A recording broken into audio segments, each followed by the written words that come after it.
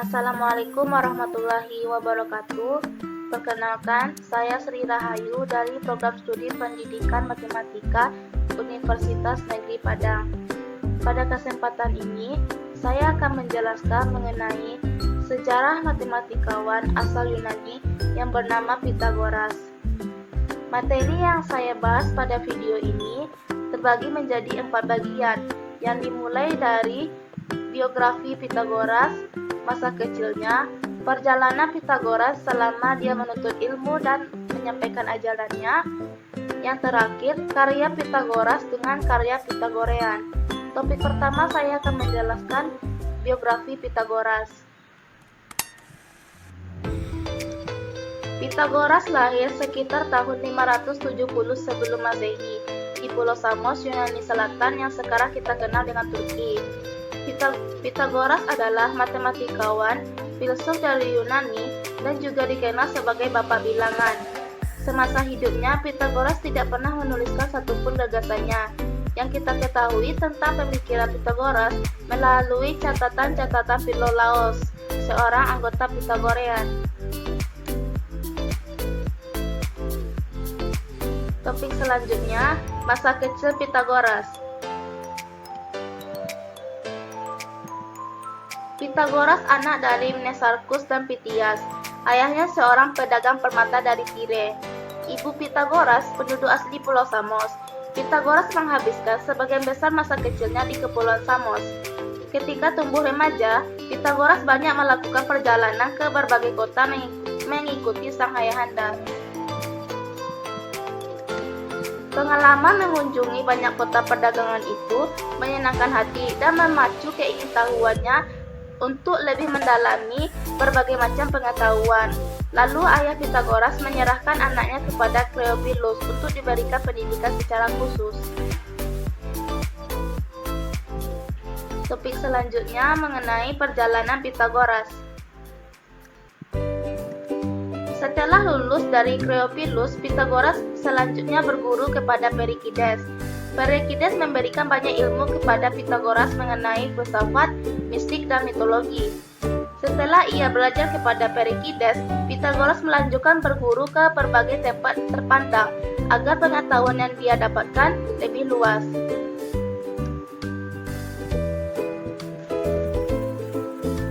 Pada usia 18 tahun, Pythagoras pergi ke kota Miletus untuk menemui Thales.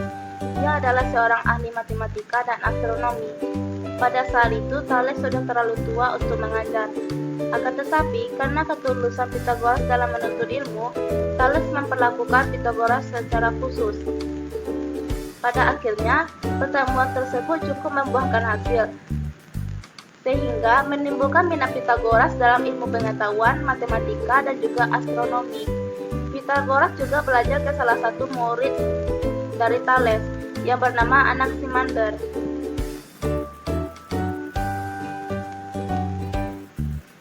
Anaximander menjadi pemateri di Miletus. Pythagoras menghadiri pertemuan tersebut. Pada saat itu, pandangan Pythagoras terpengaruh serta tertarik dengan geometri dan kosmologi. Karya-karya Pythagoras menunjukkan kemiripan yang mencolok dengan karya-karya Anaximander. Lalu Thales menyarankan Pythagoras pergi ke Mesir. Sekitar tahun 535 sebelum Masehi, Pythagoras pergi ke Mesir.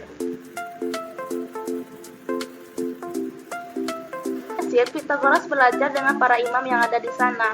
Karena kecerdasan yang luar biasa, para imam yang dikunjunginya merasa tidak sanggup untuk menerima Pythagoras sebagai murid. Pada akhirnya ia diterima sebagai murid para imam di Thebe. Di tempat ini ia belajar berbagai macam misteri. Pythagoras belajar dengan para imam Khaldae mengenai astronomi. Mempelajari logistik dan geometri dengan para imam Phoenisia. Ia juga belajar mistik bersama para magi. Pythagoras tinggal di Mesir hampir selama 10 tahun. Setelah menyelesaikan ritus atau adat keagamaan di sana, lalu Pythagoras masuk ke kuil Diospolis dan diterima menjadi seorang imam di sana. Tahun 525 sebelum Masehi, Kambises kedua, Raja Persia menyerang Mesir. Polikrates meninggalkan aliansi di Mesir dan mengirim 40 kapal untuk bergabung dengan armada Persia melawan Mesir. Perperangan terbuka pecah di sebuah kawasan delta Sungai Nil. Pasukan Mesir kalah telak. Dua kota terpenting, Heliopolis dan Memphis, dikuasai Persia. Raja Amasis dijebloskan ke penjara dan penduduknya dimusnahkan. Akibat kekalahan melawan Persia, orang-orang Mesir dibuang ke Babilonia sebagai tawanan perang. Di saat tawanan perang ada Pitagoras. Selama masa pembuangan itu, Pitagoras juga mendapatkan ilmu. Pitagoras juga cepat beradaptasi dengan para imam Persia dengan sebutan orang Majusi. Pitagoras mulai belajar ilmu aritmatika dan musik di bawah bimbingan mereka. Lalu pendeta Majusi menyarankan Pitagoras pergi ke India. Pitagoras meninggalkan Babilonia dan mengembara ke arah timur. Dalam perjalanan itu, ia bertemu dengan Zarathustra. Ia belajar teori perlawanan dengan Zarathustra. Ada beberapa pendapat. Setelah ia berkelana mencari ilmu, Pitagoras kembali ke Samos dan meneruskan pencarian filsafatnya, serta menjadi guru untuk anak Polikrates, penguasa tiran di Samos. Pada sekitar tahun 530 sebelum Masehi, karena tidak setuju dengan pemerintah Tiranos Polikrates, ia berpindah ke kota Kroton di Italia Selatan. Pitagoras meninggalkan tanah kelahirannya dan pindah ke Kroton. Diperkirakan Pitagoras sudah melihat 7 keajaiban dunia kuno, di mana salah satunya adalah kuil Hera yang terletak di kota kelahirannya. Sekarang kuil Hera sudah runtuh dan hanya tersisa satu pilar yang tidak jauh dari kota Pitagorian. Namanya dipakai untuk dikenal sebagai putra terbaik. Jika menyeberangi selat ke beberapa mil ke utara, sudah terlihat wilayah Turki. Tidak lama kemudian, Pitagoras mendirikan sekolah agama di Kroton dengan sebutan kaum Pitagorean. Perkumpulan itu menjadi sebuah tarikat. Mereka menyisihkan diri dari masyarakat dan hidup selalu dengan amal ibadah. Pada zaman Yunani kuno, Pitagoras terpengaruh oleh aliran mistik yang bernama Artisisme. Meskipun banyak berkontribusi pada bidang matematika, sekte ini terkenal dengan mistisismenya.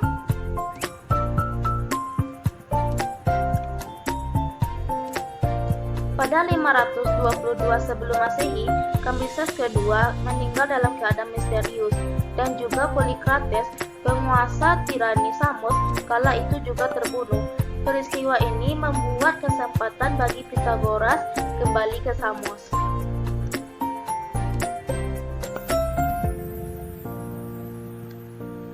Pada tahun 520 sebelum Masehi, Pitagoras kembali ke negeri leluhurnya. Saat itu keadaan kampung halamannya hancur berantakan. Pasukan tentara Persia telah meluluh lantakan segalanya. Pitagoras mendirikan sebuah sekolah semicircle. Dia mengajarkan kebajikan untuk menata kembali kota Samos. Sekolah semicircle didirikan untuk membahas masalah menyangkut kepentingan umum. Konon sekolah ini terkenal sampai orang-orang pintar dari seluruh Yunani datang ke Samos untuk mendengarkan ajaran Pitagoras. Pitagoras tinggal di sebuah gua rahasia sendirian. Ia juga belajar otodidak dan mengadakan diskursus dengan teman dekatnya. Pitagoras menghabiskan sebagian besar malam dan siang hari di sana, dan juga melakukan penelitian yang berkaitan dengan matematika. Namun, tampaknya ajakan Pitagoras tidak memperoleh sambutan hangat dari warga Samos. Selama masa kehancuran, sebagian besar penduduk hidup berfoya-foya dan bersenang-senang. Karena itu, Pitagoras kembali meninggalkan kampung halamannya dan pergi ke Italia Selatan sekitar tahun 518 sebelum Masehi.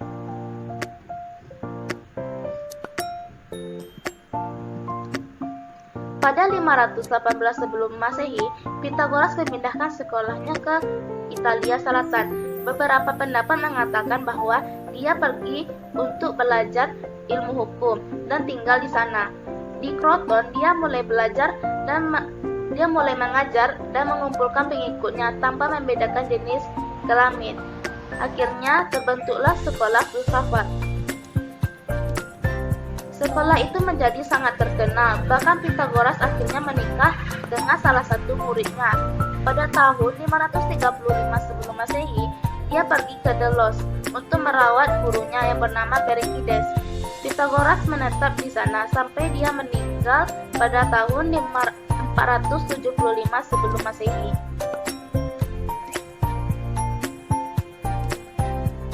Topik yang terakhir mengenai karya-karya Pythagoras dengan karya Pythagorean.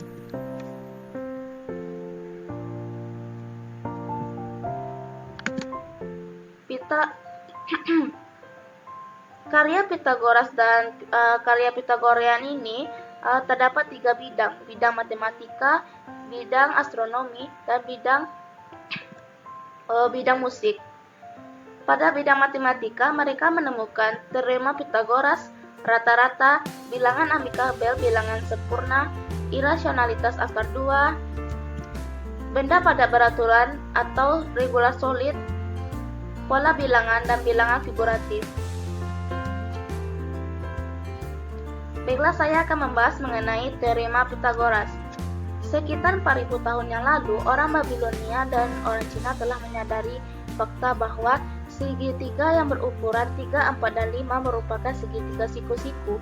Mereka menggunakan konsep ini untuk membangun sudut siku-siku dan merancang segitiga siku-siku dengan membagi panjang tali ke dalam 12 bagian yang sama, seperti sisi pertama segitiga yaitu 3, sisi kedua adalah 4, dan sisi ketiga adalah 5 satuan panjang. Ini merupakan salah satu bukti sejarah penemuan triple Pythagoras oleh orang Babilonia. Dan ini hasil terjemahannya.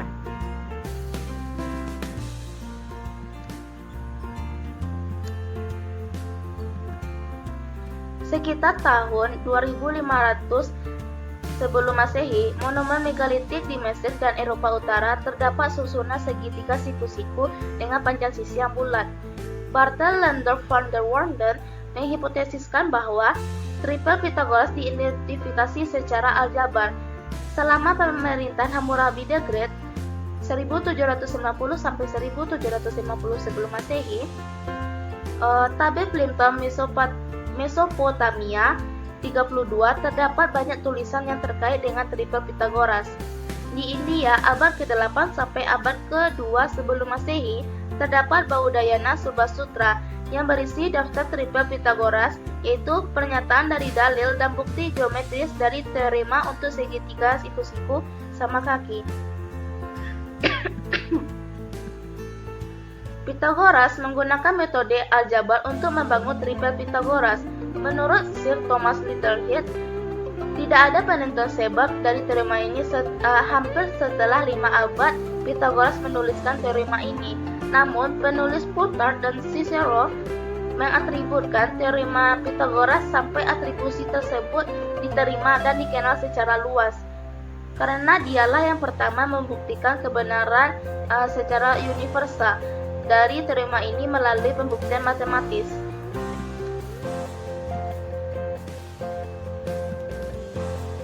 Pada 400 sebelum Masehi, Plato menemukan sebuah metode untuk mencari triple Pythagoras dengan baik, dipadukan aljabar dan geometri. Sekitar 300 sebelum Masehi, elemen Euclid, bukti aksiomatis yang tertua, menyajikan teorema tersebut.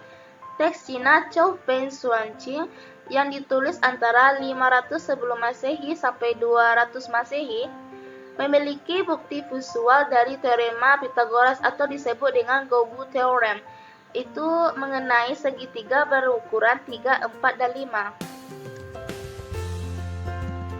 Selama dinasti Han 202 sebelum Masehi sampai 220 Masehi, triple Pythagoras muncul di 9 bab pada seni matematika seiring dengan sebutan segitiga siku-siku.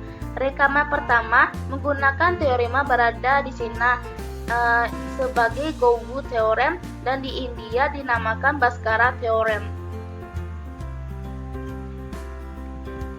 Namun hal ini belum dikonfirmasi apakah Pythagoras adalah orang pertama yang menemukan hubungan sisi dari segitiga siku-siku, karena tidak ada teks yang ditulis olehnya ditemukan. Walaupun demikian, nama Pythagoras telah dipercaya untuk menjadi nama yang sesuai untuk teorema ini. Selanjutnya, mengenai rata-rata. Aliran Pythagoras memeriksa rata-rata aritmatika A tambah B per 2, rata-rata geometri akar AB, rata-rata harmonik 2AB per A tambah B, dan hubungan antara mereka. Selanjutnya, mengenai bilangan amikabel dan bilangan sempurna. Semasa kecil, Pythagoras pernah menyusun kerikil dalam bentuk segitiga dengan jumlah kerikil yang berbeda namun berurutan, seperti yang ada pada gambar. Susunan kerikil ini dinamakan dengan tetrapsis.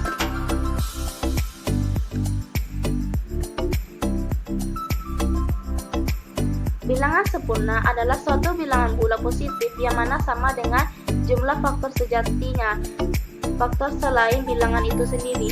Contohnya angka 6, di mana 6 sama dengan 1 ditambah 2 ditambah 3. Aliran Pythagoras menemukan suatu rumus mengenai bilangan sempurna genap. Suatu pasangan amikabel adalah dua bilangan bulat positif yang mana masing-masing merupakan jumlah faktor sejati dari yang lain. Selanjutnya, irasionalitas akar 2. Hippasus mencoba menghitung segitiga siku-siku sama kaki dengan ukuran 1 satuan panjang, maka panjang sisi miringnya akar 2. Ketika menghitung nilai akar 2, ia menyatakan bahwa nilainya tidak dapat dihitung dengan pembagian antara dua bilangan bulat. Penemuan bilangan irasional tersebut, mereka menyebut angka tersebut alagon, yang berarti unanswerable, karena mereka sangat terkejut dengan angka tersebut, dan juga hal itu bertentangan dengan filsafat Pythagoras yang berarti semua hal adalah angka, karena angka yang dimaksud di sini adalah rasio dari dua bilangan bulat. Lalu Pythagoras meminta rahasia ini harus tetap dijaga, jangan sampai bocor ke publik. Pada akhirnya dibocorkan oleh Hippasus yang merasa bahwa dia harus mengungkapkan kebenarannya. Pengungkapan rahasia membuat dia dijatuhi hukuman mati. Pada 200 tahun kemudian, ada seorang matematikawan yang bernama Eudoxus dapat mengembangkan sebuah cara untuk berurusan dengan angka-angka unanswerable ini.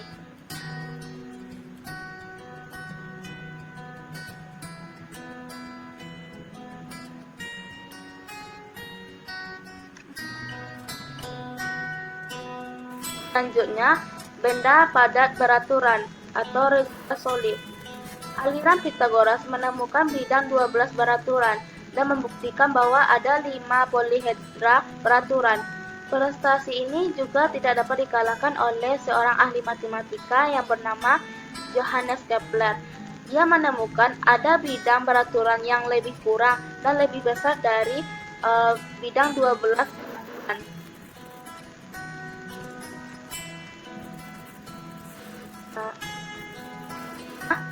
Pythagoras dan para Pythagorean juga pertama kali memaklumkan bahwa jumlah sudut pada segitiga sama dengan jumlah dua sudut tegak lurus, yaitu 180 derajat. Pythagoras juga memaklumkan bahwa jumlah sudut suatu bidang poligon bersudut n sama dengan 2n kurang 4 dari sudut tegak lurus. Mereka juga telah mampu menggunakan aljabar geometri sederhana, seperti memberikan definisi geometri pada persamaan A dikali A kurang X sama dengan X kuadrat. Selanjutnya, pola bilangan. Kaum Pythagorean mengemukakan peletak dasar teori bilangan melalui penelitiannya mengenai bilangan segitiga, bilangan persegi, serta bilangan istimewa, yang berarti bilangan yang dapat dibentuk dari hasil penjumlahan pembagi-pembagi bilangan tersebut. Contoh bilangan persegi adalah 1, 4, 16, 25, 49, dan seterusnya. Pola bilangan tersebut dapat disusun dari barisan bilangan berikut. 1 dikali 1 sama dengan 1, 2 kali 2 sama dengan 4, 3 dikali 3 sama dengan 9, dan begitu seterusnya. Ternyata banyaknya titik yang berbentuk barisan persegi sama dengan cara mencari luas sebuah persegi, yaitu sisi kali sisi. Maka untuk bilangan ke-10 dari pola tersebut adalah 100, didapat dari 10 dikali 10 sama dengan 100. Jadi persamaan untuk mencari bilangan ke n dari pola bilangan persegi adalah UN sama dengan n kuadrat. Selanjutnya bilangan figuratif. Jika M adalah suatu bilangan bulat positif dan P adalah suatu bilangan bulat non negatif, maka suatu bilangan M tambah 2 gonal adalah suatu bilangan asli yang berbentuk M dikali T kuadrat dikurang T per 2 ditambah T. Beberapa bilangan 3 gonal yang pertama atau bilangan segitiga adalah 0, 1, 3, 6, 10, dan seterusnya. Beberapa bilangan 4 gonal yang pertama atau bilangan persegi adalah 0, 1, 4, 9, 16. Beberapa bilangan 5 gonal yang pertama atau bilangan segi 5 adalah 0, 1, 5, 12, 22.